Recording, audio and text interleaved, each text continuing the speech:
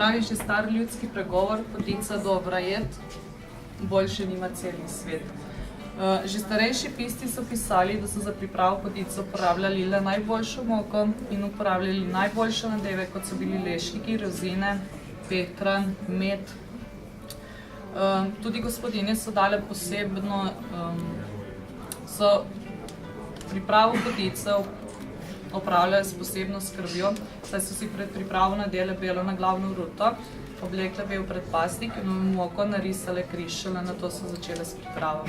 Sama pa sem pripravila tradicionalno predstavnico slovenske potice, to je pehtranovo. Naredila sem jo po istem postopku, kot so vse ostale potice, se pravi fino kvašeno testo, nadev razvaljamo in nato sem spekla v potičniku.